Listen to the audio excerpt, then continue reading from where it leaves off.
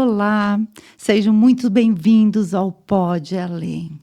O podcast nessa temporada que traz pessoas incríveis, pessoas adiante do seu tempo, pessoas que deixam um rastro de luz. E é nessa tentativa que nós estamos trazendo pessoas que têm uma história em comum. Eu sou Neuza Picolifante, estou aqui com a minha amiga Ciane Meneguzzi Pistorello. E hoje temos uma convidada ímpar. Uma convidada que há muito tempo estamos tentando alinhavar para se encontrar aqui. Paula Iores. Ela que é psicóloga, minha colega de profissão, organizacional, trabalhou com empresas renomadas aqui da Serra, tem uma trajetória incrível de dedicação ao público também, já foi vereadora, candidata a vice-prefeita, né? Hoje trabalha na Casa Civil, isso, Paula? Isso. Entre muitas outras atribuições que ela vai colocar para a gente. Seja muito bem-vinda, Paula. Muito obrigada. É uma honra estar aqui, sabendo do propósito desse podcast, né, que tu estavas apresentando, e ao longo das nossas tratativas a gente conversou um pouquinho. Então, prazer em conhecê-las pessoalmente, a Ciane, Neuza, né, e sempre bom, né, a gente ter momentos de parar, respirar, refletir, conversar. Então, acho que é um momento assim, né, que a gente vai ter aqui. Eu quero te agradecer e dizer que é uma inspiração a tua história, né? Eu acho que, por vezes, a gente não conhece a história de alguém. A gente, né, me viu muito, né, recentemente como vice-prefeita e não sabe quanto que caminhou para chegar até lá e o quanto precisou também trilhar para construir um local muito bom. Eu acho que, visivelmente, tu foi muito bem, né? Tu deu um apoio muito bom para a cidade e para as pessoas em si. Então, obrigada. E a gente lutou muito pela tua entrevista, porque realmente a gente sabe que vai fazer a diferença e as pessoas precisam de inspiração, precisam de histórias que realmente demonstrem que elas podem ir além. A gente percebe, Paula, que diante do luto, da perda, muitas pessoas se deprimem e ficam por um longo tempo até a vida toda assim. Outras, no entanto, elas sublimam aquele lugar e não conseguem conectar com aquela dor. Então, mas tem aquelas que botam a dor embaixo do braço e seguem adiante. Do luto à luta, veio disso? Sim. Agora eu pensei, podia ter trazido um livro, Podia, né? Podia. Mas olha só, faltou. Eu falo sobre isso, sim, mas quando a Ciane estava falando de ter feito bem para a cidade, me veio uma imagem que eu tenho que compartilhar para depois não esquecer. Eu estava, um sábado desses, eu acho, de manhã, caminhando na rua, rápido, atravessando uma rua, e um casal de jovens estava atravessando também. E o menino disse, ele disse, Paula Iores, o menino disse. E eu atravessei a rua e voltei, sim. E eu disse, quem tu é? Daí ele veio para o meu lado, né, porque nós não ia ficar no meio da rua, e ele disse, eu sou o Gabriel. E eu disse, daí ele disse para a amiga dele, esta era a vice-prefeita. Deus, que legal, Gabriel. Ele disse assim, a senhora fez muito bem para a nossa cidade.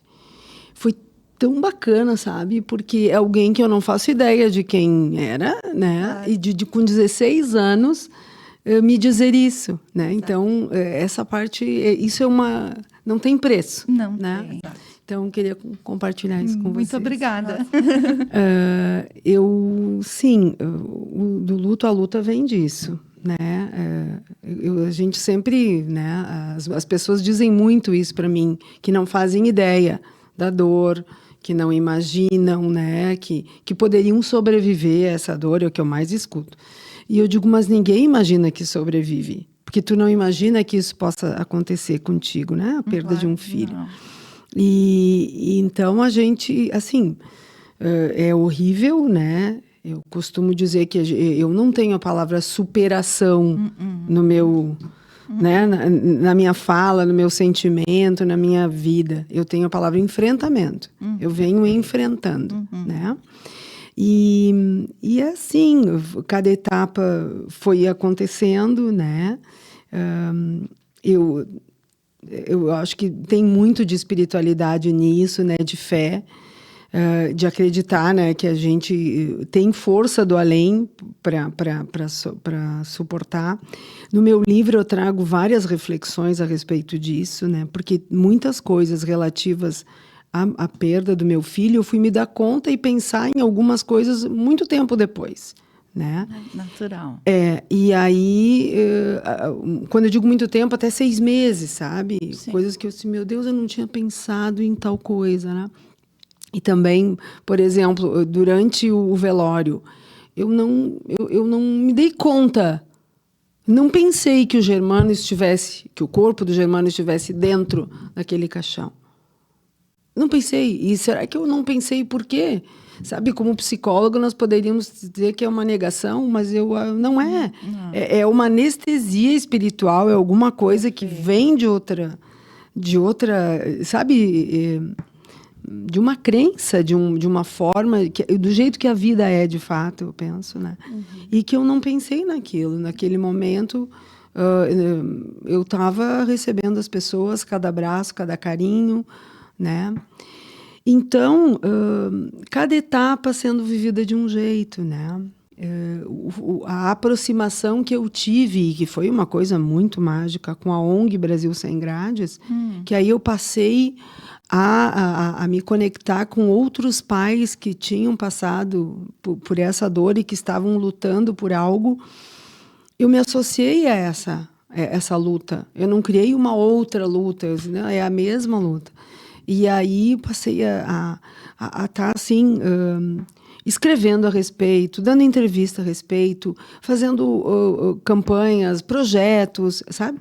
E aí tu vai direcionando a tua energia para outras coisas, né? Para uma luta, né? E foi aí que foi nascendo essa Paula mais social, da sociedade, trabalhando em prol da sociedade. Olha, eu nunca fiquei dentro de um trabalho específico, assim, tipo, eu estava na iniciativa privada trabalhando, por exemplo, na Frasle, que eu fiquei 10 anos. Eu fazia parte da RH Serrana, eu sempre tive convivências além do meu trabalho, além da família, sabe? Eu sempre tive voluntariado, né? E, na verdade, o meu voluntariado começou aos 14 anos. Nossa, Né? uma história. Eu era, e eu digo meu processo de liderança também, porque isso é que te faz, né, falar em público. Claro. Eu fui, vocês conhecem o Rotary, né? A instituição, o movimento rotariano, que é mundial, né? Eles têm um movimento de jovens, que é Interact e Rotaract. Então, até os 15, 16 anos é o Interact, e depois no ensino médio e universitário é o Rotaract. E eu participei disso tudo, né? Eu fui presidente, viajei todo o Brasil. Eu tinha amigo no Acre, em razão do Rotaract e do Interact, né? Na época não tinha WhatsApp, não tinha e-mail, era carta. Eu era a pessoa da rua que recebia mais carta. E a minha avó guardava as cartas para mim. Então, o meu movimento, eu me lembro assim, aqui em Caxias, quando a gente fez uma campanha para os presidiários. Né? Eu tinha 17, 18 anos, e nós o que a gente fez? A gente juntou livros, roupas para levar para eles e fomos lá conversar com eles. Levei muita porta na cara. O que vocês querem fazer com aí para os presos? E daí nós queríamos que eles melhorassem, né, que eles tivessem oportunidades, que eles tivessem livros nas bibliotecas para ler. Mas assim, tudo muito... Então a minha participação social sempre existiu. Né? O que eu penso que esse gatilho, né, essa perda te faz... não sei, aumentar ainda mais, né? Porque quando eu comecei o trabalho com a ONG, foi justamente porque a bandeira da ONG tinha 3 pilares: paternidade, né, pai presente, planejamento familiar e mudança na legislação penal. Porque a nossa legislação é muito leniente, né? Não é certo. Hoje de manhã eu estava escutando a Gaúcha, assim, pós-academia, e eles estavam falando, então, de um estuprador que tem 37 pastas com nomes de mulheres e meninas diferentes. Gente, agora ele está preso, mas quanto tempo, entendeu? Claro. Então, eu nunca busquei um processo de vingança para os assassinos do meu filho, mas de justiça, sim, Claro. certo? Porque a gente faz justiça desde dentro de casa. Quando a gente é educado e faz uma coisa errada, né, a gente tem a consequência. E dando esses limites que a gente educa filhos, que a gente é educado. E o direito penal é para isso. Então, a ONG tinha esses 3 pilares, eu me associei à ONG, mas nunca tinha pensado em entrar na política.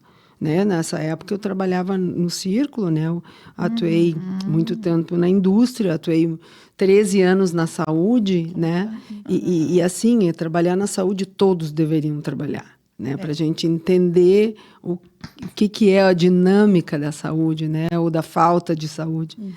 Então foi maravilhoso eu trabalhei no Círculo Operário Caxiense, entrei como psicóloga, depois assumi o RH. E depois fui diretora do hospital, né? Então tenho. E aí eu nem imaginava entrar na política. E aí a ONG me provocou no sentido, Paula, a gente tem que ter alguém em Brasília para defender essa questão da legislativa. Então, quando tu citaste candidata, sim, eu fui candidata a deputada federal. Foi aí que iniciou a minha trajetória na política. Legal, bom. E me diz assim, existe essa questão da política, se não tivesse acontecido, tu acha que tu se encaminharia em algum momento? Ou realmente foi em busca pelo que aconteceu para que não aconteça com mais pessoas? Esse que é o teu ideal? Ou tu acha que em algum momento, já que trabalhava nos projetos sociais, já tinha muita liderança, também chegaria ao momento de ir para a política? Eu acho que não. Não. Porque eu era uma pessoa que eu não suportava ler a página política, sabe? Quando eu leia o jornal, eu passava adiante essa página. Tanto que quando o pessoal da diretoria da ONG me disseram, olha, Paula, nós estava lá em Porto Alegre numa atividade no Parque da Redenção, buscando assinaturas para medidas, para endurecimento, né? Nós estávamos trabalhando nos nossos projetos. E aí a gente teve reunião essa semana e nós pensamos que a gente tem que ter uma representatividade em Brasília. Eu falei, ótimo, também acho. Ele sempre dizia, mas nós pensamos em ser tu. Eu falei, eu? Capaz! Eu estou super bem no meu trabalho e tal, né? Só para ter um parâmetro, a minha remuneração de prefeita agora, ela era próxima ao que eu recebia em 2014. Puxa vida. Então, ninguém entra na política para, né, quem entra fazer um trabalho sério para ganhar dinheiro, não é. Então, eu estava bem no meu trabalho, né? E aí, quando ele me disse isso, eu disse, meu Deus, né? Mas só que assim, me provocou. Sabe? Aquela coisa de uma grande dor te faz ter um grande desafio também, né? E eu disse, mas vamos supor que sim. O que eu tenho que fazer? Eu não fazia ideia. Ele disse, olha, a primeira coisa é te filiar a um partido. Eu disse, olha, vamos ver. Aí a gente teve várias conversas, né? Eu e meu marido, meu filho, Guilherme, né? Mas foram muitas conversas. Eu me filiei no limite para poder concorrer, né? Instigou para poder ir nessa direção. E como eu tinha muitos preconceitos, uma coisa era clara para mim. Se eu não me elegesse, o que seria muito difícil, obviamente, né? Sair numa primeira eleição a deputada federal. Sim. É bem porque não conhecia, né? Eu não iria aceitar nenhum cargo. Porque, sabe aquela coisa que todos nós, toda a sociedade tem preconceito, essa questão dos cargos. Sim. Hoje eu tenho outra visão. A gente precisa que tenham pessoas com preparo e boas ocupando os cargos. Sim, claro. Senão, quem que ocupa? Quem não tem alternativa, quem não faz nada e fica só dependendo da política. Que não entende, né? E que não entende. E assim, porque tu até pode não entender, eu também não entendia. Mas assim, tu tem que ter uma formação mínima, tu tem que ter propósito para estar naquele lugar. E não assim, não tenho nenhuma alternativa, então eu me escoro, faço campanha, né, bandeira e... Então, aí um dos meus exercícios, quando eu estava para decidir, que levou 6 meses, era ler a página Que pulava. Da política, que eu pulava, eu lia. Então, não acho que não. Eu acho que foi bem, porque daí uma sucessão de coisas. Porque a ONG me provocou, eu falei, por que não? E aí eu fui me inteirando, né? Mas não foi fácil essa trajetória. Depois, assim, tanto que quando eu concorri a deputada federal, fiz quase 23 mil votos. Muito voto, né? O que eu nem sonhava que era bom, fiquei sabendo depois, porque todo mundo me procurava para dar entrevista e tal. E aí eu queimei meu FGTS. Me ofereceram um cargo, eu não aceitei. E até eu me retornar para o mercado, tudo, porque eu tinha ficado bastante tempo fora do mercado, eu fui gastando minhas economias, né? Que era o meu plano de ter como complemento de renda, né? Claro. Nessa fase daqui por diante, né? Então, acho que eu não entraria, mas eu não me arrependo em nenhum momento de ter entrado, né? E a família? Te apoiou ou foi difícil? Inicialmente, assim, o meu marido sempre, né? Por ele só me vê ampliando carreiras, eu nem tanto. O meu pai, meus 2 irmãos foram lá conversar com ele para contar aos poucos. Boa. Meu pai disse, o quê? Ela tá louca. Não sei o que. Mas depois ele é muito orgulhoso. Ele adora, assim, ele quer saber. Agora eu chego lá, agora ele me diz... Outro dia o filho tá viúvo agora, né? A mãe faleceu fazia uns 8, 9 meses. E eu cheguei lá, eu ia lavar a louça. Eu falei, pai, eu vou lavar a louça. Agora ele disse, não, deixa que os guri lavam depois, meus irmãos. Olha, nada machista, né? Vem aqui, me conta como é que tá lá em Porto Alegre. Tu falou com o governador, ele adora o governador. E daí, então, ele sabe, no início, ele levou um susto, aquele impacto, né? Claro. Mas depois ele assistia todas as sessões da Câmara e dizia, filha, é isso mesmo. Só fala quando tu tem que falar, senão não fala por falar, sabe? Porque ele é um homem ele tem 92 anos, mas ele é muito culto, ele lê muito, sabe? Tem uma memória de elefante, assim. Bem sereno, né? Muito lúcido, colocação. e ele sempre conhece muito, ele sabe falar de todos os prefeitos da cidade, da política internacional, então ele sabe, depois ele me apoia. O meu filho, que mais recentemente não, assim, pelos últimos tempos, assim, mãe, deu. Vai e volta para tua carreira, né, de trabalho, tu vai ter mais liberdade, tu vai ganhar mais. Ele me disse, ele trabalha no mercado financeiro, né? Então, olha aí, olha tudo, né? Tá certo. Então é sim, mas o meu marido, porque precisa ter apoio, né, gente? Sim. A dedicação é 24 horas, né? Então, agora eu estou em Porto Alegre, então estou lá e aqui, né? E o meu marido apoia muito. E hoje, Paula, como é que foi essa transição de mãe que perdeu um filho para uma mãe que aprende a amar de uma maneira diferente esse filho? Como é que aconteceu essa transição? Eu não conhecia, eu sempre me considerei uma pessoa de muita fé. Sabe? Assim, antes de acontecer tudo isso, eu estou indo para o meu trabalho, eu sempre eu sempre rezo antes de dormir, mas o rezo é conversando com Deus, agradecendo. E eu digo, o que eu tenho para agradecer, o que eu tenho para pedir, sabe? E às vezes, rezo o Pai Nosso, Ave Maria, mas eu gosto de conversar. E de manhã também. E eu sempre peço discernimento, serenidade. Então, eu sempre fui uma pessoa de muita fé. Mas, quando tudo isso aconteceu, eu conheci a doutrina espírita, né? E a doutrina espírita, ela te traz uma outra visão das coisas, né? Não como bengala, gente, como um entendimento de que a gente está aqui. Quando a gente fala de resiliência humana, o que é a resiliência humana? É a gente entendendo que cada pessoa que cruza o nosso caminho é para a gente aprender alguma coisa. Exato. Que as coisas que acontecem na nossa vida, se a gente não se vitimar delas, a gente cresce. Um chefe difícil, uma professora mais exigente, uma perda de ônibus, né? Que tu ganha uma carona de um amigo, perdi o ônibus. Isso aconteceu na minha vida. Então, tu começa a olhar. E aí, claro, que essa é chocante. Mas eu tive a oportunidade de conhecer, né, o meu médico, o Ricardo Boff, que faleceu, né, agora. Eu tive meus 2 filhos com ele. Ele foi lá no hospital e me disse, Paulo, eu te quero no centro espírita. As minhas pacientes de masto, que têm espiritualidade, elas têm uma cura melhor, elas enfrentam melhor. E eu acabei indo, né? Eu conheci, porque eu tinha ido 1 ou 2 vezes, assim, acompanhando pessoas, né? E fui tendo um entendimento diferente. O sofrimento, é óbvio que ele existe, né? Sim. Mas ele sempre foi num sentido, assim, de que nem, assim, eu me desculpava com o Ger por não ter preparado ele, eu não sabia disso, sabe? De que ele ia estar vivo em outro lugar. Então, para ele não se assustar, sabe? Sim. Perfeito. Então, eu pedi desculpa por isso. E eu tive ajuda, assim, de centros espíritas aqui de Caxias. Um atendimento à distância com um grupo de lajes maravilhoso. E, gente, não sei se vocês leram meu livro. Lá no livro eu conto. Sabe, a forma como o grupo de lajes chegou até mim é mágica. É mágica. É verdade.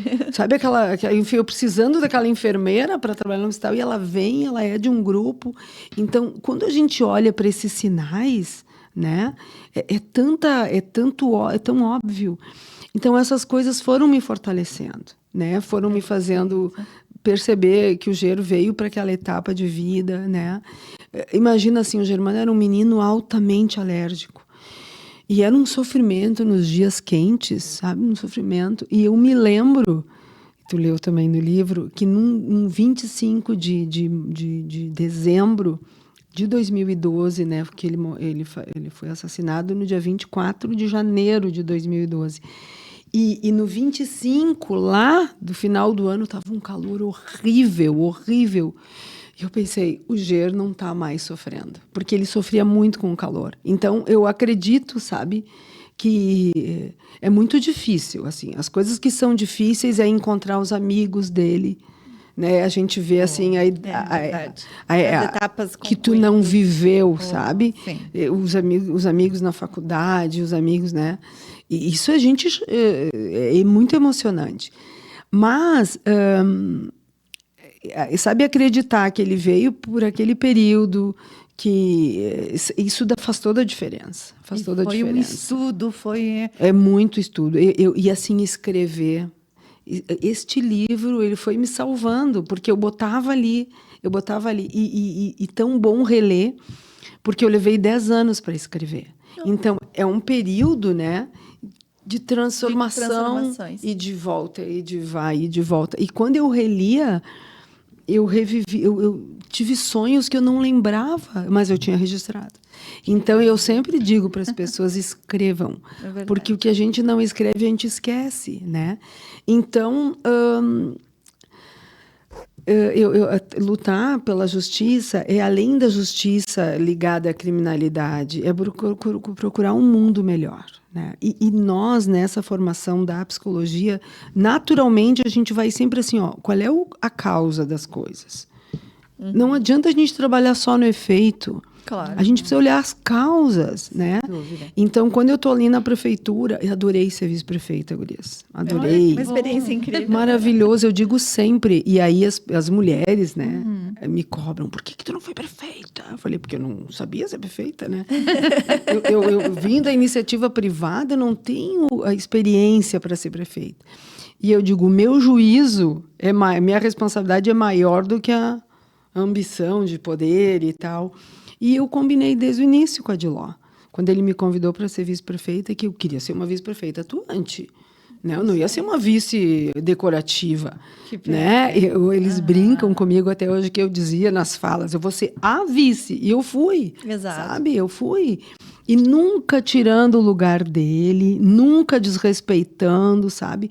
Sempre respeitando a pessoa, o cargo, o poder discricionário que é do prefeito. Claro. Na Constituição, o papel da vice é substituir o prefeito. Isso aí. Eu não. É muito distante, Não, fez muito né? além. Eu fiz muito além, eu me envolvi em projetos sociais, o plano de governo era minha responsabilidade, sabe?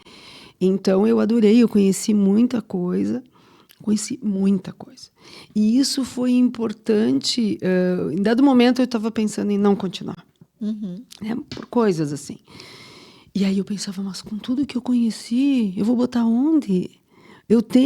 sabe, especialmente assim, com a questão da violência com as crianças, sabe, a questão da evasão escolar. A responsabilidade, né? Que vai Nossa, se e hoje eu construindo. tô compartilhando isso, sabe? Eu tenho semana que vem uma reunião já com a saúde mental do Estado para nós falar de saúde mental do servidor. Imagina. Olha! Eu sou Legal, polvo, assim, ótimo. sabe? Eu vou furungando.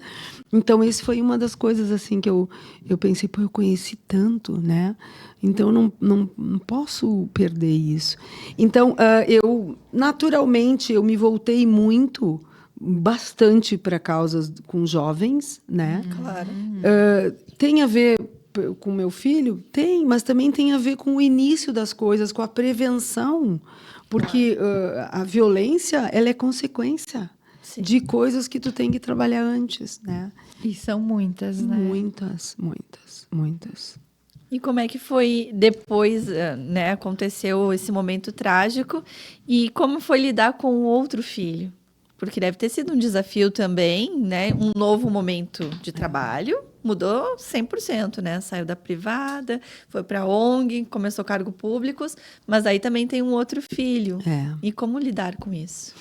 Então, eu fiquei ainda 2 anos, né, no hospital. Então, teve um tempo, né? Eu fiquei com a ONG e tal, 2 anos. Então, tem coisas, de novo, na mágica, né? Que não é mágica. Eu tinha nós tínhamos comprado uma casa na praia, que eu estava muito feliz. Porque o meu sonho era ter uma casa na praia. Eu nunca imaginei que eu fosse ter uma casa na praia. E aí a gente comprou. E eu tinha recém comprado 2 conjuntos de lençol, tipo 4 conjuntos de lençol, 4 conjuntos de toalha, tudo pro quarto deles. E o Guilherme estava se preparando para estudar em Porto Alegre, fazendo que ele estava no vestibular e queria sair de Caxias. Então ele fez engenharia, mas fez aqui em Caxias, mas fez nas outras, fez na PUC, fez na UBRA, E o Ger estava trabalhando na terapia saída do irmão de casa, né? Uau! Sentindo Trabalhando na isso. terapia. Então, vocês imaginam, a gente sai de férias, né, com a perspectiva do Gui e se passar no vestibular, sair. E aí a gente volta de férias e volta e logo não temos Tudo o Ger. virado. É punk. E aí o Guilherme não passa fora de Caxias. Ele passa aqui. Ele passou, acho que na UBRA, e ele não quis. Ele queria passar em Porto Alegre. E daí ele ficou 6 meses estudando aqui.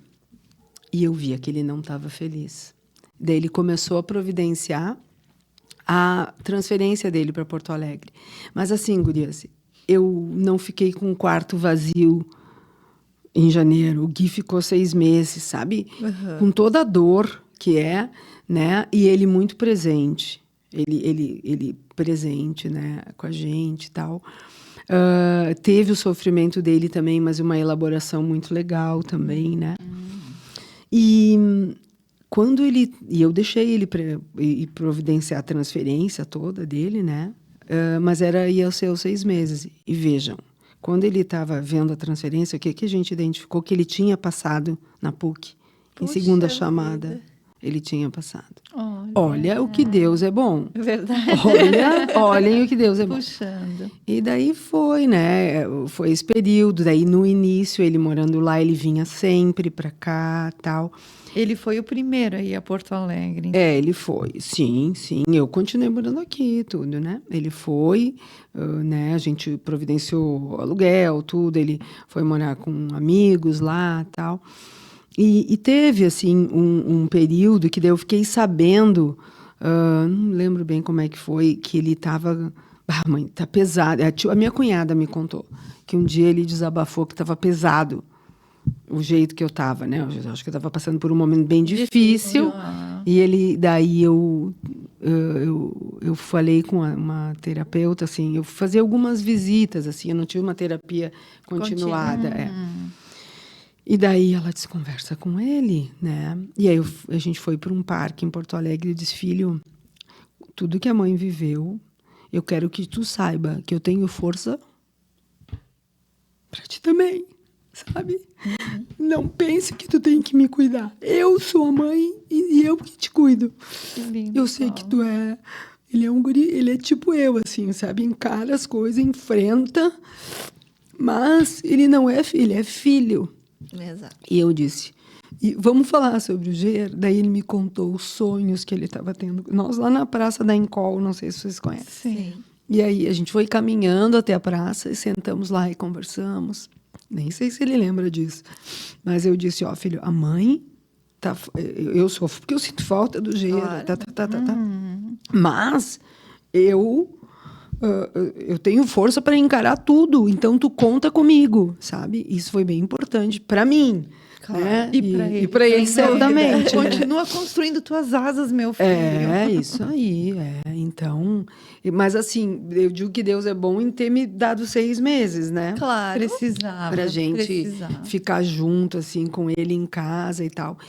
Agora, tem outra parte, gurias, que é punk, assim. Quando ele estava junto com nós, era depois que ele foi a Porto, então ele vinha encontrar nós para ir à praia, nós estávamos em Porto Alegre, era difícil. Porque, assim, nós os 3 no carro, faltava um. Nós os 3 na mesa, faltava um, sabe? Isso é punk. Isso é punk. É punk. É uma ausência sem medida, né? Então, é assim, é sofrer o luto, chorar, escabelar, escrever, né? Mas eu sempre fui enfrentando etapas, Claro. né? Sempre... A família toda junta, me dá a impressão, Sim. né? Alguém segurava a casa de pé em alguns momentos. É. Mas vocês revezavam nisso, pelo que me parece, Paula. Eu sou mais de falar, né? Os dois, o Rogério e o Guilherme, silenciosos. O Rô dificilmente falava. E quando falava, quando chorava, me pedia desculpas. Né? Então, para ele é mais difícil. Quando ele não fala, é difícil, né? Sim. E eu falava, eu escrevia, né? E a família toda sofreu muito. Por exemplo, ontem a gente fez um churrasco na minha casa e estava meu pai, meu irmão, minha sobrinha e um casal de amigos que são irmãos. E a gente disse quanto tempo que a gente... Porque todo churrasco era na nossa casa. Porque eu tinha o meu sogro e minha sogra que moram no mesmo terreno, daí a gente fazia lá em casa porque eles estavam juntos. E nós fazia, o meu marido gosta, então, sabe? Então, reunia as famílias todas na minha casa. E depois que a gente ficou sem o Ger, a minha cunhada dizia, a gente evita vir aqui. Porque quando a gente está indo para lá, as gurias dizem, mãe, o Ger não vai estar. Todo mundo sofria. Claro. Então, a gente reduziu os encontros de família, sabe? Até... Daí, depois, a minha mãe não tinha mais mobilidade para subir a escada. Então, todo mundo sofre muito, né? A Fábia é a Dinda dele, né? Então, a gente passou a se reunir menos, sabe? Para se restabelecer, cada um do seu jeito. Não foi por briga, por nada, foi para se proteger, né? Claro. E as datas, por mais que a gente tente fazer que elas mais um dia, na prática não é, né, gente? Na prática, no Dia das Mães, a gente sente. E uma coisa que me chama a atenção é que nos primeiros dias das mães e nos primeiros dias 24, eu conseguia lidar melhor do que depois de um tempo, porque eu estava forte, enfrentando que era uma data normal, mas depois a gente relaxa. Mas pode desmororar, pode, né? claro. Deve desmororar. Deve, é uma dor muito grande que precisa desse tempo para poder juntar forças e fazer o que está fazendo hoje. Mas é determinante a família permanecer, né? Eu lembro que a Ana Paula, que é do LUSP, vocês devem conhecer. Sim. Né? Ela me disse, de estatística, até ela me indicou um livro, né? Que 70% dos casais não permanecem juntos. Exato. Depois com uma perda desse tamanho, né? Que cada um sente de um jeito, né? Ou começa a achar culpado, ou, né? E nós, a gente, graças a Deus, a gente nunca tomou esse caminho. Nem de culpar Deus, nem de culpar a gente por ter deixado o Germano dormir na casa do amigo, nem de culpar a família, porque imagina, ela, a mãe, a Ronise, estava muito culpada, né? Por ele estava na casa dela. E eu disse, não, Ronise, o Germano quis vir para tua casa. O Vini era o melhor amigo dele. Não tinha, né? Não tinha, né? Então, essas coisas que se a gente consegue limpar da nossa vida, né? Claro. Não numa grande dor, em qualquer outra. Se aconteceu alguma coisa, não fica procurando culpado, vê uma responsabilização, vê como sair disso, né? E eu acho que está dentro da resiliência, né? Isso aí. Mas esse é um caminho árduo, né, para chegar nesse de evolução, né? É muita evolução espiritual. Exato. É muito Eu acredito. autoconhecimento, né? Muito. É muito andar de pé descalço, é muito machucar os pés e conseguir enxergar além do que está previsto aí. E nessa caminhada que tu teve depois do falecimento, teve algum momento em que tu pôde ajudar, sei lá, de alguma forma, criar, sei lá, algum trabalho e que tu disse, puxa, sabe, daqui a pouco algumas mães não vão passar pelo que eu passei? Ou isso é também uma forma de estar com meu filho? Teve algum trabalho, algum projeto? Eu acho que uma forma que eu ajudei, que eu me lembro, assim, falando, daí talvez falando eu vá me lembrando, foi porque, assim, quando acontece isso com a gente não conhece nada. Então, tu não sabe os termos, sabe? Tu não sabe o que fazer. Então, teve vários casos de perdas que a promotora pública, até a doutora Silvia, fazia ponte comigo e eu conversava com aqueles pais, sabe, dizendo, não, olha, o que tu tem direito a fazer isso, o Ministério Público vai lá e procura esclarecimento, sabe? Por exemplo, recentemente uma das nossas promotoras aqui do crime, ela tinha me pedido onde encontrava meu livro, eu disse, e depois eu fiquei sabendo que ela estava comprando para dar para mães que tinham perdas de forma violenta. Daí eu fui visitar ela no Ministério Público, no Ministério Público, e levei alguns livros para ela doar, né? Eu mandei para o Mato Grosso através de uma amiga que foi trabalhar também no Ministério Público, porque eu sei que as mães perdem. Então, uma das formas que eu sei que eu ajudei foi com informação, porque informação é tudo, gente. Claro. Sabe? Porque tu não tem mais como trazer de volta. E tu saber como lidar com uma situação é uma parte do caminho, né? Caminho. É um caminho, não traz nada traz de volta, né? Claro. Então, com muitos pais a gente sentou, conversou. Teve eu me lembro de um menino que morreu num elevador aqui da cidade, que a mãe veio me visitar lá na prefeitura, a gente conversou. Filhos que me procuraram com situação de mãe, com perda, porque no Evangelho do Allan Kardec, mortes prematuras, ele fala que nem sempre perder é quando parte, às vezes tu perde em vida, né? Exato, sem dúvida. Exato. E eu tive pessoas que me procuraram para adquirir o livro, para dar para a mãe em razão de situações de filho, sabe? Então, acho que o livro foi uma forma que eu encontrei, né, que me ajudou e eu também ajudei, né? O projeto Fazer o Bem no dia 24, que foi uma coisa idealizada para que o dia 24 tivesse uma memória diferente para nós do que a memória da perda do Gero.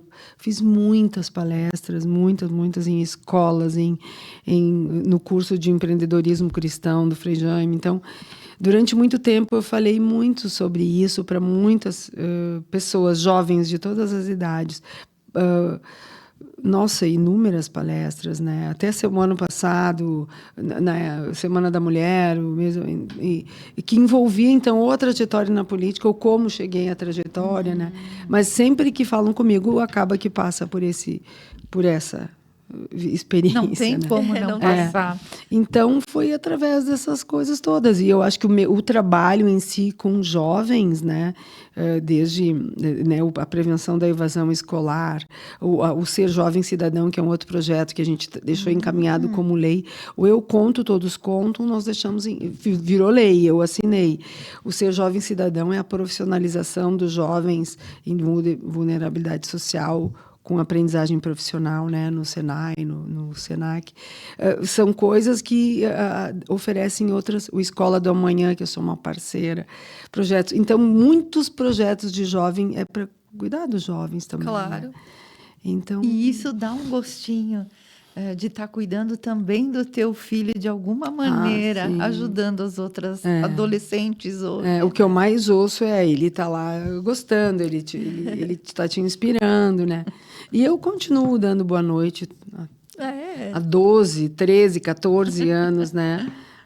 Na verdade, 12, né? 12. 13 agora. Até ontem de noite, eu e o Rô fomos juntos para a sacada do nosso quarto da Boa Noite para a Estrelinha Mais Brilhante. Eu faço isso todas as noites. Acho que não tem estrela, né? Mas legal. tem em algum lugar alguma estrela. Ele recebe, em Ele algum recebe. lugar que ele estiver, ele Sim. recebe. E o livro, ele surgiu assim, começou a escrever com o propósito dele se tornar um livro ou foi realmente uma forma de escrever para um desabafo, para enfrentar aquele momento? Das duas formas. Inclusive, eu digo isso no livro, né? Que um lugar que eu tenho muitas reflexões, que meu anjo da guarda vem e fala comigo é no banheiro. E eu estava tomando banho um dia 20 de setembro de 2012, muito mal. O Rô estava viajando e o Guilherme não estava em casa. Mas eu estava adorando estar ali sozinha, para eu fazer as coisas que eu queria. E eu estava tomando banho e eu pensei, um livro, por que não? Né? E aí eu disse, eu vou começar a escrever. Se acabar sendo um livro, vai ser bom. E se não for, né? Então acabou sendo. Mas foram 10 anos, né? E foi uma espécie de diário, foram relatos, né? Ao longo desse tempo, teve períodos que eu fiquei meses sem escrever. Tinha dias que eu tinha que escrever 2 vezes por dia, que ele era uma catarse, assim, era um botar para fora, uma reflexão. E não sofria colocar em reler? ordem. Não tinha um sofrimento no reler? Emoção. Emoção. Não sofrimento, emoção. Que legal. Era Até hoje, colocar quando para fora, né, o que estava dentro e estava difícil. Sim, relatar. Mas escrever me ajudava. Quando eu estava momentos assim que eu não estava bem por outras coisas, Sim. coisas crises profissionais, eu não Claro. escrevia, sabe? Eu não estava ali, porque muito pouco no meu livro eu falei sobre política, quase nada. É verdade. Quase nada. Só assim, um momento, se eu ia ficar mesmo, eu não ia. Ali como vereadora, assim, eu fiquei em dúvida. Foi o momento que eu fui fazer terapia, para ver se eu continuava, né? E acabei me elegendo, né? Sou a mulher mais votada de Caxias. Olha ali, ó. Sempre que falo privilégio. nisso, né? Para as mulheres, privilégio. sim. Exato, como referência. Mas é para ver que como a vida pessoal, individual, ela se mistura com a pública, com a política, etc. Tudo teve um alinhavo. Encadeamento, tudo. É que a gente não tem chave, né? De Desligar uma e ligar outra. Assim. Eu acho que a gente tem assim uma consciência ética, moral, de não misturar as coisas, né? Sim. Mas as trajetórias que a gente tem, elas são evolutivas, né? A trajetória, seja ela e eu acho muito bacana assim a minha trajetória, porque eu iniciei na indústria, né? Fiquei um bom tempo numa empresa onde eu aprendi muito. Daí fui para a consultoria, o que eu brinco assim, até me ajudou a melhorar como motorista, porque eu só era motorista de final de semana. Aí quando eu fui para a consultoria, eu tive que viajar na região, eu só estacionava o carro quando tinha 2 vagas. Ou na esquina. E desviava de morro. Depois eu comecei a enfrentar tudo, né? E depois na saúde, maravilhoso, assim. Imagina só, gurias, que o Germano foi encontrado na sexta-feira, né? Teve o velório no sábado e terça-feira eu estava no trabalho, né? Tamanha o aconchego que o hospital significou. Até hoje eu vou naquele hospital, eu tenho amigos lá. Né? Então, eu falo isso em momentos que eu estou com palestras. Né? Hoje a gente está falando dos riscos psicossociais. É verdade. Então, gente, o que é para a gente amenizar isso? São ambientes de confiança. Exato. Sabe? Eu me lembro, eu tenho um orgulho eu ouvi muito das pessoas que trabalharam comigo, que trabalhar comigo não significava não ter assim no domingo de noite aquela depressão da música do Fantástico. Exato. Porque iam para o trabalho com vontade de ir, sabe? Então, e o hospital, então eu conto assim, para vocês terem uma ideia, 2, 3 dias depois de eu ter, né, nós ter cremado meu filho, eu estava num ambiente de trabalho de tão feliz que era esse ambiente. Esse né? pertencimento, essa acolhida que tinha ali. É. E era importante Amigos, naquele é, momento. claro, com certeza. E agora que você está na Casa Civil, qual que é o teu desafio? Como é que é esse momento para ti? Como é que está né? Aonde o Germano, de alguma forma, não só o Germano, acho que o Guilherme, a gente que é mãe de mais de um filho, a gente não se espelha só em um, né? Como é que eles também influenciam esse novo cargo? Aliás, a pergunta que tu fez antes, né? Eu acho que uma coisa que eu não disse, assim, é determinante a gente reagir tendo um outro filho. É muito importante. Acho que é importante, né? Olha, é muito importante. Sempre quando alguém me conta, eu digo, tu tem outro filho? Essa pergunta sempre vem. Quem Porque não reage sufoca. né, porque Paulo? tu precisa. E um outro filho te dá. Tu tem que gás, seguir, né? Gente, olha, estar agora na Casa Civil é mais um passo, né? De amplitude. Claro. Então, agora, quando eu penso um assunto, eu nunca fui de pensar assim dentro da caixa. Sempre fui de pensar mais amplo. Então, o desafio de integrar secretarias no município. Porque eu digo, gente, a população não sabe se isso aqui é da secretaria A, B, C ou D. A gente tem que estar integrado para a gente atender os assuntos. E agora é região, né? Então, a Serra, eu tenho municípios que são da região italiana e outros da região alemã, né? E na sexta eu entrei em contato com alguns prefeitos que eu não conheço ainda, dizendo, sou fulana de tal e ex-vice-prefeita, porque é muito legal falar que tu é ex-vice-prefeito de Caxias. Todo mundo te conhece e respeita. Legal. Olha que Olha que é importante saber. Muito. Aliás, onde tu vai, tu diz que é de Caxias, o pessoal, Caxias. Né? É bem visto. Mais que caxiense, muitas Poxa vezes. vida. Então, eu me apresentei, agora estou na Casa Civil, meu propósito é esse. Que bom saber que eu posso contar contigo, sabe? Olha. Independente do partido. Sabe, Sim. o prefeito de tal cidade é do PT, de tal cidade é do Republicanos, de tal cidade é do MDB, mas com todos. Então, eu já passei para eles, assim, esse é um edital da cultura, que está botando 36 milhões Poxa. né, no edital para eventos continuados das prefeituras. Tem esses links para treinamento na Secretaria da Fazenda, que agora tem uma nova forma de cadastramento dos convênios e propostas para o governo do Estado. Então, sabe, nós fazer link lá do Estado com Os municípios. assim como Muito tem bom. a ampliação do apanhador, que é uma coisa que se espera há muito tempo. É verdade. Porque o apanhador está sufocado, o crime acontecendo lá dentro, né? De lá de dentro, porque não dá para, né? Então, agora, eu também eu faço esse mestre. Eu já fazia como vice-prefeito. Mas agora no Estado, então, ligando hoje, a reunião envolve a construtora e secretarias da prefeitura. Segunda-feira... Não, dia 9, quarta ou quinta-feira, tem outra reunião lá em Porto Alegre. Então, o desafio continua sendo esse, sabe, Ciane? De fazer pontes, de integrar pessoas, né, áreas, e de mostrar que a política deve ser um lugar de realizações sadias, estruturantes, de muita união com o privado, sabe? E eu faço toda essa conexão sempre. Isso é bonito, né? E é difícil também num primeiro momento, né, Paula? Eu não foi tanto, porque eu vim, né, do privado, eu conhecia mais o privado do que o público, então eu sempre fiz essas pontes. E com o filho, assim, eu prometi para ele que eu não ia abandonar de continuar buscando de voltar para o privado, porque eu não sei até quando vai ser essa oportunidade na Casa Civil. Eu vou aproveitar ela da melhor forma possível. Claro. Mas eu tenho ideias de coisas para voltar para minha carreira no privado também, sabe? Então, especialmente trabalhar mulheres para espaços de poder, Claro. né? Porque foi o que eu mais fiz toda a vida. Né? Exato. Antes de eu antes de estar na política, eu atuei em formação de lideranças.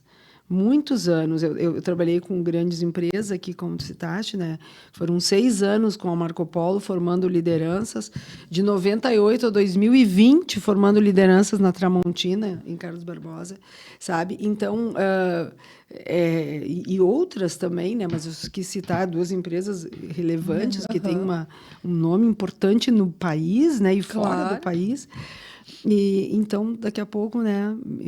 Porque a mulher faz toda a diferença no local de trabalho. Sem dúvida. Né? Eu não digo que ela seja mais importante que o homem mais importante que a mulher, mas a nossa característica é de fazer ponte, é de fazer conexões. E para a gente poder melhorar os ambientes de trabalho, considerar assim, a importância da confiança. Né? O que é um ambiente de transparência? É um ambiente de verdade, é um ambiente que a gente tem confiança para falar o que sente. Claro. Né? Caminho de duas vias, e penso que o feminino, não é que seja só uma característica das mulheres, mas Não, o feminino. mas é mais Então, o desafio com o filho é fazer bem feito o que eu estou fazendo, mas também ter um olhinho Para ele. para o privado. Para o privado. Para ele. Ele não quer mais. Não, ele é assim, mãe, faz a pergunta mais objetiva, por favor. Já tá Não, nessa mas eu fase. adoro estar com ele, né? Eu tenho 2 netas caninas, por enquanto. Mas eles pretendem ter filhos, né? A minha nora faz residência em psiquiatria, então está muito envolvida. E aí, quando ela passou na residência, falei, mais perto do meu neto. Conforme avança, porque eu também quero, né? Estou louca para Curtir ser o vó. neto. E até na tua trajetória política, o que a gente vê sempre voltada a, de alguma forma, dar cultura para a sociedade não se Sempre. marginalizar, preocupada desde o início da tua carreira também com a questão de ressocialização dos presos, agora também querendo expandir, né, apanhador, por quê? Porque um ambiente melhor é menos marginalidade. Então, na tua história, pelo que a gente vê, tá preocupada muito nessa parte. Vem o falecimento do Germano e te joga ainda mais para isso. De acordo com né, que tu acompanha o espiritismo, tu acha que tem alguma ligação isso? Tu veio para, de alguma forma, ajudar a sociedade a se ressocializar? Só pode, né? Só pode.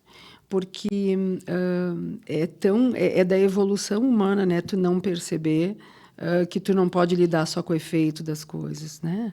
Tu precisa atuar nas causas. Agora, uma outra construção também que eu estou participando e que eu provoquei e que eu já fazia também, o que está agora se falando dos 10 feminicídios do final de semana de Páscoa. Isso aí.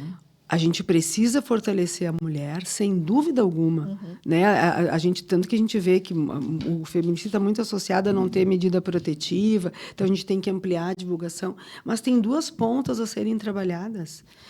É o agressor, porque quando tu tem que trabalhar o agressor, ele não é um criminoso, ele é uma pessoa doente.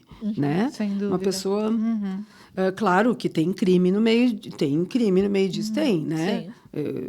Mas eu não estou dizendo para tratar como coitadinho, mas tem que tanto que nós temos o projeto Hora em Caxias, né, que tem desde 2014, que o índice de reincidência dos homens que são acompanhados é mínimo. Perfeito. E o outro ponto é a prevenção, né, trabalhar as masculinidades, trabalhar o respeito, trabalhar por exemplo, eu contei para vocês, né, que o meu pai disse, não, deixa que os guri lavam, né, e tu vem me contar como é que foi Porto Alegre. É raro ter um pai que não vê a mulher fazendo atividade, né? Um pai ou um homem, né? Concordo. Então eu tive a sorte de ter isso. O meu irmão brinca assim, ele disse até esses dias. Elas iam ver as amigas, eu tinha que lavar louça. Eu falei, nada a ver. Cada um tinha a sua atividade. Eu tirava o pó porque a Nana era alérgica, a Nana lavava o banheiro e eu lavava a louça. Então, cada um com a sua função. Então a gente precisa trabalhar a prevenção disso, para ir criando porque é estrutural isso. É verdade. É muito estrutural e é milenar, né? Isso, gente, o Estatuto da Mulher Casada é de 1962. É verdade. Que é quando o homem não pôde mais bater na mulher. Sabe? Senão ele podia bater na mulher, que nem bate em criança. Né? E foi ontem, é ontem. É a minha idade, eu sou de verdade. 62, sabe? E por isso que eu gravo, porque eu não sou boa em gravar data. Então, a gente precisa trabalhar na origem das coisas, sabe? Então, quanto mais a humanidade perceber isso, e é uma pena, né? Porque a gente está as redes sociais que poderiam ajudar a educar, elas estão prejudicando tantas coisas, né? E de puxar para desinformação, para fake news. Então, a gente precisa, assim, se dar conta disso. E cada um que se dá conta, fazer um pouquinho, né? Fazer um pouquinho. para mudar esse E cenário. ajustando esses pontos desamarrados que vão ficando e que vai piorando, né? Vai piorando a sociedade, vão piorando as pessoas, vão se distanciando, vão indo de uma maneira inversa ao que realmente tem que se propor. Porque se tu não procurar olhar os dois lados, né? Eu sou social-democrata. Eu acho que eu sempre fui, mesmo sem saber quando isso acontecia. Porque tu precisa proporcionar que as pessoas se desenvolvam. Quando a gente estava falando de não se ver como vítima, não achar culpado, é isso. É tu ter a oportunidade de estudar, de trabalhar, ter tuas próprias escolhas, né? Então, a extrema esquerda é muito assistencialista e a extrema direita quer vingança de tudo, entende? E não é assim. A gente é um país de imensa desigualdade. Então, nós temos que ter muito mais equidade, né? Ter política pública que ajude a que quem não teve oportunidade ter mais oportunidade. Imagina quando a gente tem a nossa gurizadinha que chega aos 18, antes de completar 18, não pode mais ficar nos abrigos. Eles não têm família. É verdade. E então, a gente precisa preparar eles para ficar, sem lar. Exato. Então, eles têm que ter uma formação. Como, se preparar para a vida. É como se a gente estiver falando de autismo, de Down. Tu tem que trabalhar para dar autonomia, a melhor autonomia possível. Então, isso é o princípio da subsidiariedade, sabe? De tu ajudar as pessoas a serem. Porque eu faço isso com meu pai hoje. Hoje de manhã eu vi que ele estava com dificuldade de tirar o comprimido e eu estava ali do lado. Deixei ele tirar. Tu não pode ir lá e tirar por ele. Porque quando eu não estiver ali, ele vai ter que tirar, né? Então... E vai se sentindo dependente, né? Na cabeça. Ele fez isso com a minha mãe. Ele alcançava as coisas para ela. Eu falei, pai, deixa ela pegar. É que ele pensa que é amor isso. E não é, né? Tem que deixar a pessoa fazer do jeito dela, né? Então, a gente ajudar, dar as condições. Enfim, são coisas que eu acredito. Paula, muitas mudanças fizeram parte do teu trajeto, muitas dores, muitos aprendizados. Tu gosta dessa nova Paula com um olhar social mais engajada? Como é que tu sente ela? Bem, eu me realizo. Quando eu estou tratando de alguma coisa e daí depois eu estou tratando de outra, eu acho o máximo. Eu adoro, eu tenho muita energia. Essa é a tua essência, então. Sim. E não tem ruim, sabe, para isso. Eu só não gosto eu digo assim, uma coisa, porque eu diferencio política de politicagem, sabe? Politicagem é assim, tu aparece para foto, tu diz o que os outros querem dizer, tu não fala o que é verdade, tu diz o que... Um dia eu estava num evento, né? E aí alguém veio, ficou me chamando, eu falei, não me lembro de ti. Como assim? Não, a figura sim, mas eu não me lembro teu nome. Político não pode dizer que não sabe o nome. Eu falei, como assim? Quer que eu te minta? Sabe, são coisas que marcam. Então, eu não consigo fazer isso. Claro, quando eu sei que eu conheço a pessoa, eu tomo um cuidado para ver se com o que a gente vai falar, eu descubro, eu recordo. Acho que todo mundo faz isso, né? Mas, porque é ruim falar sem lembrar do nome das pessoas, né? Mas não fazer de conta, né? O que tu gostaria de deixar para os adolescentes? Vamos para essa fatia. Que lição, que olhar, o que tu gostaria de deixar registrado para eles? Olha só, olhando para a câmera. Vai lá. Eu sempre digo, quando eu encontro algum adolescente, façam boas escolhas. Escolha, sabe, ser feliz. Não vai pelo que é fácil.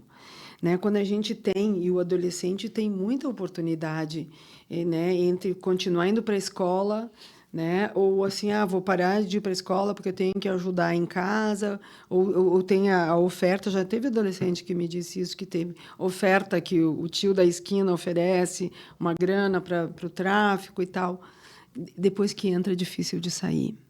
Então, sabe, não abandona a escola, continua estudando, faz boas escolhas com amizades, né?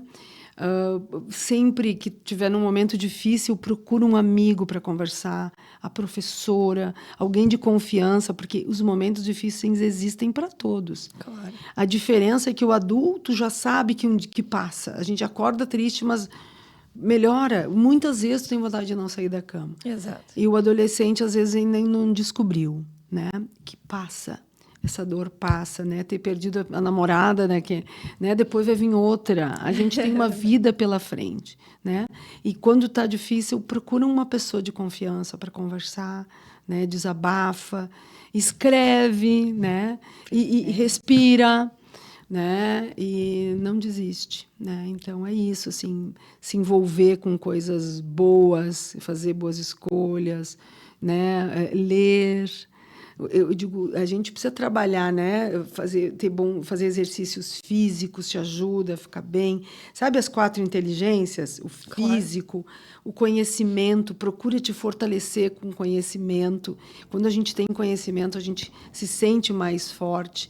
Ter boas relações, não precisa ter volume, mas amigos de verdade, né? Que aí é o emocional. E Deus, sabe? Quando está mais difícil ainda, pede ajuda para Deus, Ele sempre atende. Muito lindo. Eu não vou lhe pedir para falar para as mulheres ou para os pais que perderam, porque eu acho que tem pessoas que também perderam, sei lá, um relacionamento, um negócio, e por vezes não sabem superar. Se tu pudesse dar um conselho para quem vive aquele momento bem desolador, que está no fundo do poço, e para se reerguer, o que você poderia dizer? Eu penso que é muito parecido assim com isso, né? Os momentos difíceis acontecem. Todos temos. Pode ser, eu lembro quando eu perdi o meu saí da Frasle a primeira vez, eu pensei que o mundo teria acabado. Tinha filho pequeno, tal. O mundo se abriu. Um luto não reconhecido. Meu Deus, sabe? Então, assim, nenhuma etapa é por acaso. Eu acho que a gente nunca pode perder a fé. A primeira coisa é essa, assim, sabe? É pedir ajuda para Deus para entender aquele momento. Por que esse momento está acontecendo comigo? Né? Me ajuda a sair dele, sabe? Deus é o principal companheiro da gente, sempre. Sempre tirar um aprendizado daquela perda, seja de um emprego, de um casamento, né? De um filho é difícil tu pedir isso, né? Porque claro. Eu sempre respeito todas as dores, cada um tem a sua dor. Mas eu penso assim que um momento difícil, ele precisa passar por respirar, né? Acreditar que dias melhores virão e trabalhar para isso. Porque quando a gente precisa ter disciplina, sabe? No sentido assim, olha, eu estou desempregada, mas eu vou levantar cedo e vou caminhar. Sabe? E hoje, sabe, tem que sair daquilo. Sim. Tem que sair, tem que enfrentar. E a principal de todas as coisas na nossa vida é se propor a fazer alguma coisa e fazer. Sabe? A disciplina, ela é muito importante. E a gente ter uma energia de crescimento. Sabe? O que eu posso fazer hoje melhor do que ontem? Sabe? E tá na gente, não esperar que venha de fora. Aceitar ajuda de fora, sim. É importante a gente aceitar, mas todo mundo está dentro da gente. Perfeito. Lindo.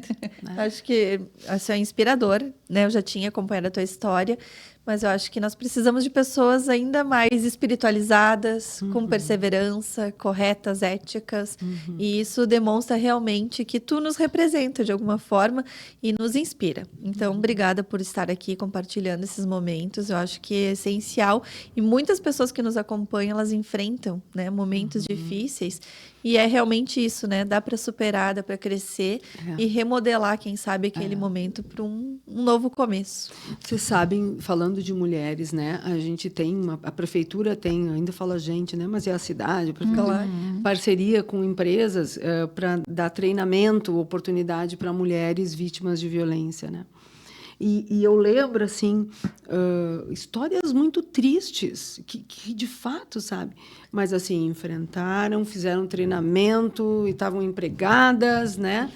E é isso, a gente passa, é muito difícil, né? Então, muitas vezes a gente precisa procurar ajuda, a gente precisa de ajuda, mas enfrentando, a gente vai... o que nos dá força é enfrentar, que daí tu vê que tu pode. Exato.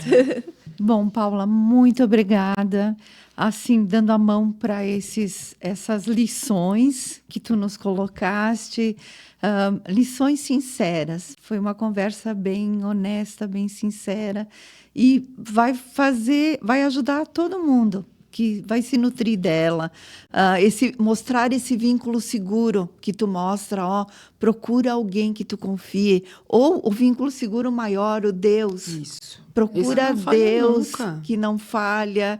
Então, eu acho que é o caminho. É o caminho para cada um se resgatar, para cada um resgatar a essência, e ir um pouquinho além. Obrigada. Eu que agradeço, eu agradeço muito a oportunidade, foi ótimo estar aqui com vocês, né? E tomara que, de fato, a gente possa ajudar, né, as pessoas, isso é tão bom, né, a gente ajudar as pessoas. Obrigada, muito obrigada mesmo. Então, obrigada a todos que estão nos assistindo, que vão nos assistir. Nos siga nas redes sociais, compartilhe, curta e se nutra principalmente desses exemplos de vida.